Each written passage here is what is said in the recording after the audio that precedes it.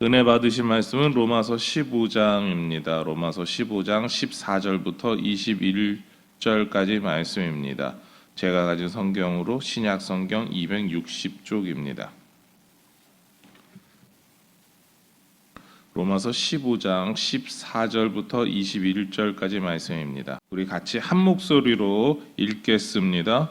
내 형제들아, 너희가 스스로 선함이 가득하고 모든 지식이 차서 능히 서로 권하는 자임을 나도 확신하노라.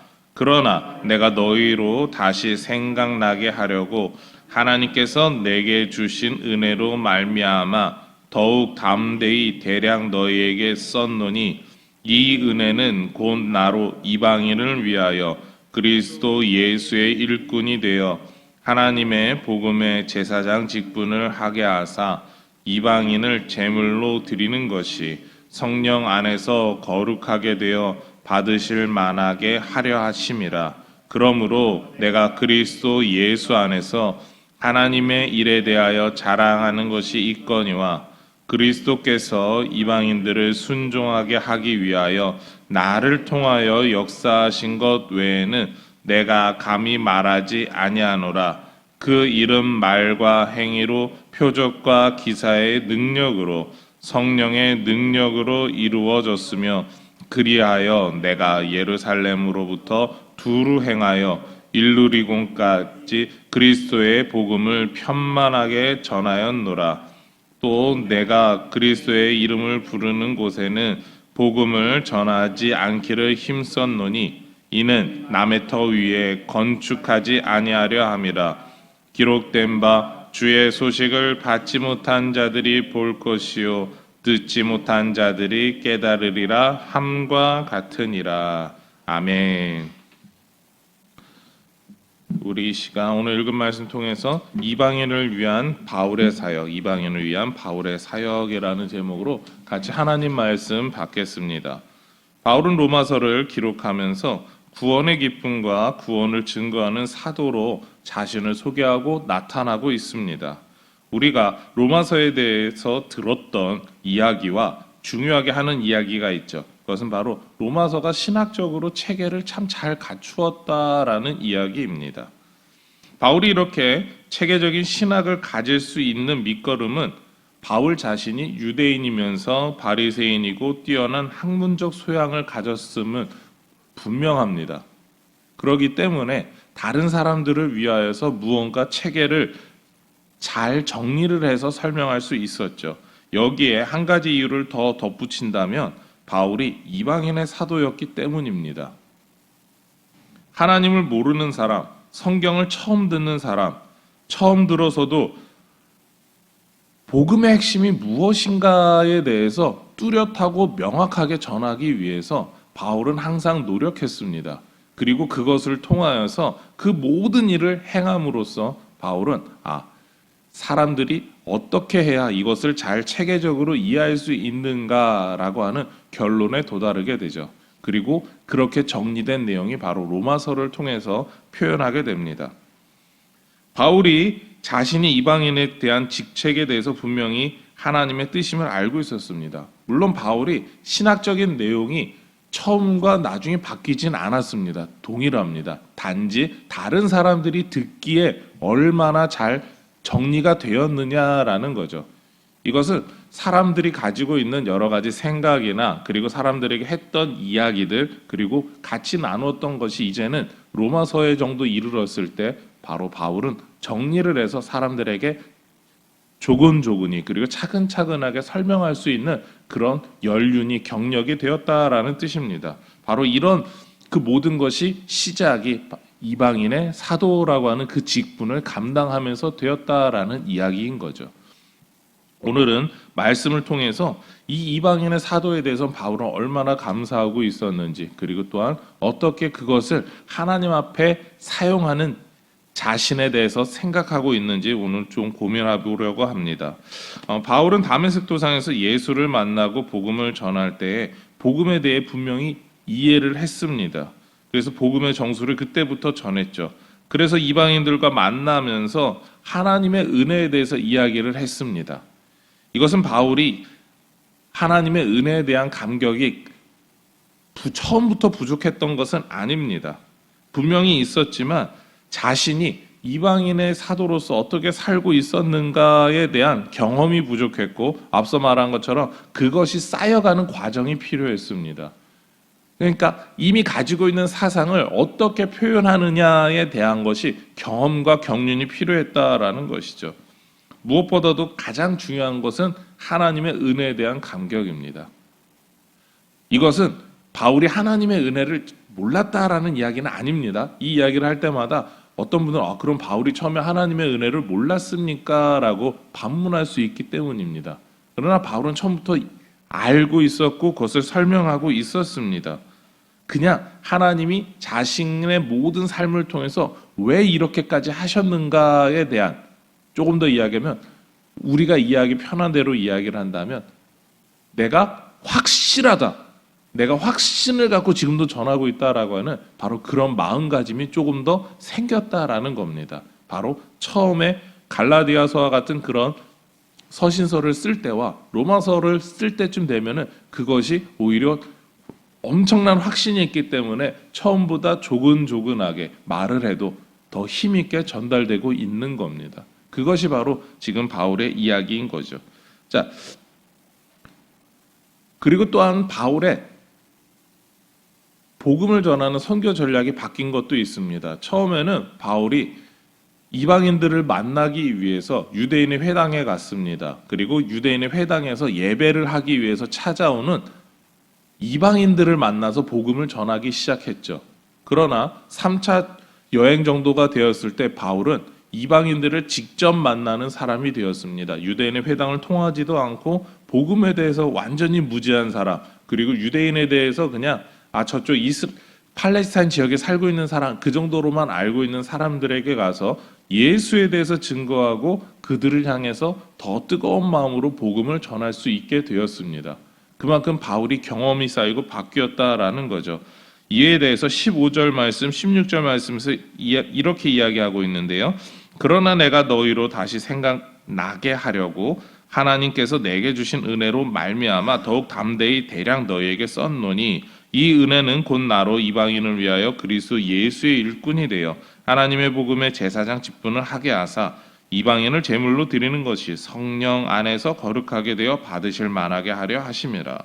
바울이 하나님의 은혜에서 부르심을 받고 사도가 되었음을 말합니다. 그리고 사도가 되어서 지금 로마에 있는 성도들에게 자신이 직접 복음을 전하진 않았지만 그들을 향해서 하나님이 무엇을 원하시는가에 대해서 편지를 쓰며 권면하며 하나님의 뜻에 대해서 나눌 수 있는 그러한 위치가 되었다라는 이야기를 하고 있는 거죠. 하나님께서 하라고 하신 이방인의 사도로서 자신은 살아왔음을 강조하죠. 이 모든 것이 바로 하나님께서 바울에게 주신 하나님의 은혜였습니다. 바울이 이렇게 은혜 안에서 전하게 되므로 성령님께서 기뻐하시면서 도와주시고 이방인들을 거룩하게 성도로 부를 수 있는 그런 모든 역사가 나타났다라고 하는 게 바로 바울의 설명이죠. 그래서 바울은 이렇게 자신이 이방인을 위한 사도로서 최선을 다했음을 자랑스러워합니다. 17절 말씀인데요. 같이 읽겠습니다. 그러므로 내가 그리스도 예수 안에서 하나님의 일에 대하여 자랑하는 것이 있거니와. 아멘. 바울의 자랑은요, 자신을 높이기 위한 자랑이 아닙니다. 사람들은 자신을 높이기 위해서 자랑하지만 바울은 자신을 사용하여 주신 하나님에 대해서 자랑하고 싶어 합니다. 내가 부족했지만 하나님의 은혜에 의해서 이방인의 사도가 되었고 나는 이 복음 전하는 일에 열심히 살아왔음을, 그리고 그 모든 일에 대해서 하나님이 도와주셨음을 자랑하고자 합니다라고 하는 게 바울의 핵심적인 표현입니다. 그리고 무엇보다도 그 일에 하나님께서 자신을 사용하여 주심에 자신이 순종했다라고 하는 거죠. 그것이 바울이 가지고 있는 현재의 마음이다라는 겁니다. 그리고 바울이 바라는 것이 있다면 이방인들도 자신처럼, 바울처럼 순종하는 사람이, 하나님의 말씀 가운데 사는 사람이 되기를 원했죠. 바울은 하고 있는 그 자랑이 자신을 높이기 위한 자랑은 절대 아니었습니다. 자신을 소중하게 사용하여 주심에 대한 감사였죠.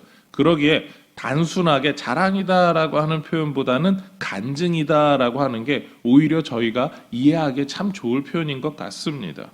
바울은 자신을 하나님께서 사용하셨음에 대해서 이렇게 말하는데요. 18절과 19절 말씀 우리 같이 읽겠습니다. 그리스도께서 이방인들을 순종하게 하기 위하여 나를 통하여 역사하신 것 외에는 내가 감히 말하지 아니하노라. 그 일은 말과 행위로 표적과 기사의 능력으로 성령의 능력으로 이루어졌으며 그리하여 내가 예루살렘으로부터 두루 행하여 일루리곤까지 그리스도의 복음을 편만하게 전하였노라. 아멘. 바울은 하나님의 선하신 뜻과 자신을 부르신 은혜 그리고 자신의 사명에 대해서 끝까지 순종해서 잘했다라고 하는 이야기를 하고 있습니다. 그렇게 순종함에 대한 증거가 나타나는 곳이 어디냐? 예루살렘으로부터 그리고 로마의 직전에 이르기까지 있는 그 모든 땅들에 대해서다라는 거죠. 일루리고는요, 오늘날 우리가 알고 있는 이탈리아 반도의 그 장화 모양이 만나는 그 지점까지의 지역을 뜻합니다. 그러니까 그 모든 지역에 대해서 지중해 그 많은 부분에 있어서 직접 돌아다니며 배를 타고 다니면서 자신이 거기까지 와서 복음을 전했던 사람이다라고 하는 이야기를 하고 있죠. 조금 더 하면 직접 갔다라는 표현보다 바울이 복음에 전하는 영향력이 거기까지 미쳤다라는 거죠. 바울이 로마서를 쓸 때는요, 로마에 방문하기 직전이었습니다. 그리고 로마에 방문하기 직전이었다라고 하는 것은 바울이 지금 현재 예루살렘까지는 와 있지만 예루살렘에서 로마에 곧 갈 거다라고 하는, 그러니까 자신이 잡혀서 가는 거긴 하지만 사람들에게 있어서 내가 이제는 하나님의 이끄심에 의해서 로마에 가게 될 거야 라고 하는 확신에 차서 지금 이 로마서를 쓰고 있는 상황입니다. 그리고 바울은 일루리곤이 아니라 후에 로마에서 1차 투옥이 끝난 이후에 약 3년간 오늘날의 스페인 지역까지 복음을 전하러 갔다 오게 됩니다. 하나님의 말씀에 순종하고 복음을 전하기 위해서죠. 물론 바울은 그 위에 다시 잡혀서 로마에서 네로 황제에서 순교하게 됩니다. 그 모든 것이 지금 바울에게 있어서 우리가 알고 있는 역사의 모습입니다. 바울은 그 모든 일을 함에 있어서 자신이 최선을 다했다라는 거죠. 바울은 이렇게 하나님의 은혜와 뜻에 따라 복음 전하는 일에 관심을 두었습니다. 복음 전하는 일에 열정을 가진 바울에게 있어서 지역을 선정함에는 원칙이 있었죠. 바로 20절 말씀인데요.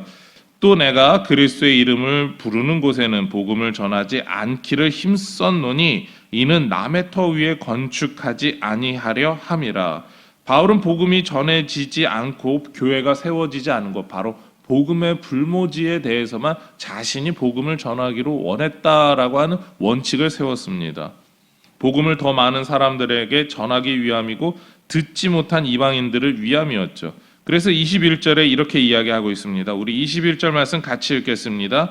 기록된 바 주의 소식을 받지 못한 자들이 볼 것이요 듣지 못한 자들이 깨달으리라 함과 같으리라. 아멘. 바울은 이 표현 그대로 많은 사람들에게 복음을 증거하기 원했습니다. 그래서 좀 전에 이야기한 것처럼 오늘날의 스페인까지 와서 복음을 전하고 그 이후에 순교하게 되죠. 그 당시에 세상의 끝, 많은 사람들이 살고 있는 바로 마지막 그 진출 지역이다라고 하는 그 모든 생각하고 있었던 지역까지 가서 복음을 전하고 돌아왔습니다. 이렇게 본다면 바울의 삶은요, 복음을 위해서 집중되어 있었습니다.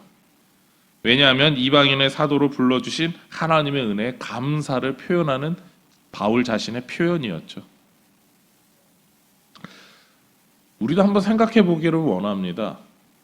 우리도 하나님의 은혜에 의해서 구원을 받았습니다. 그리고 우리는 그 은혜에 얼마나 감사하고 있을까요?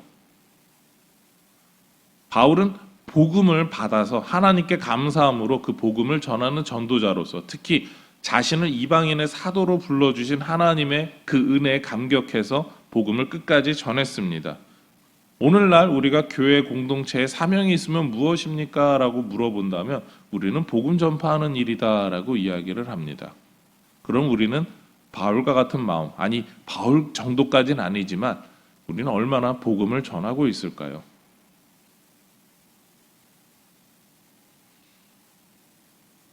우리는 분명히 바울과 지금 살고 있는 시대가 다릅니다. 그러나 하나님의 은혜에 의해 구원받은 우리는 복음을 전하는 사명도 동일하게 받았습니다. 그리고 오늘날에도 저와 여러분에게 이 복음 전하는 일을 하라라고 이야기하고 계시죠. 그것이 하나님의 은혜였고 은혜에 감사하는 우리의 모습이 되어야 합니다. 그렇습니다. 우리가 복음을 받았음을 자랑스러워하고 하나님의 은혜에 감사한다라고 하는 이러한 말에는요, 우리가 복음을 전하는 사람으로 살아가야 한다라고 하는 다짐도 들어 있습니다.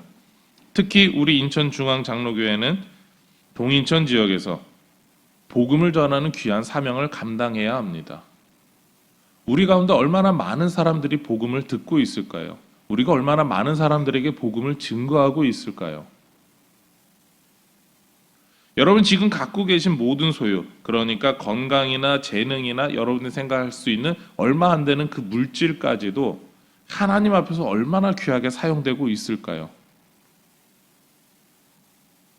하나님께서 그 모든 것을 주신 이유는 하나님의 복음을 하나님의 은혜 안에서 증거하라고 주셨습니다. 우리가 개인으로 복음을 전하든지 교회 공동체 안에서 같이 전하든지 우리는 복음을 전해야 합니다. 하나님의 은혜에 대해서 감사한다면, 감격하고 있다면 우리는 그런 모습이 있어야 됩니다. 바울이 자랑했듯이 우리도 복음을 전하는 일에 동참함을 귀하게 자랑하는, 그렇게 간증하는 자리에 서야 합니다. 오늘도 이러한 하나님의 은혜의 기쁨으로 동참하는 우리 모든 인천중앙의 성도가 되시기를 소망하며 축원합니다. 기도하겠습니다. 하나님 감사합니다. 우리 가운데 복음을 주시고 복음의 은혜를 주시고 기쁨을 주심을 감사합니다. 이제 우리가 하나님께서 우리에게 주신 그 은혜 안에서 날마다 복음 전하는 일에 하나님을 기쁘시게 하며 사람들에게 힘있게 복음 전하는 귀한 전도자로 살게 하여 주시옵소서. 오늘도 복음 안에서 하나님을 날마다 나타내는 그런 귀한 직분을 살아가게 하여 주시옵소서. 이 모든 것 예수님의 이름으로 기도드립니다. 아멘.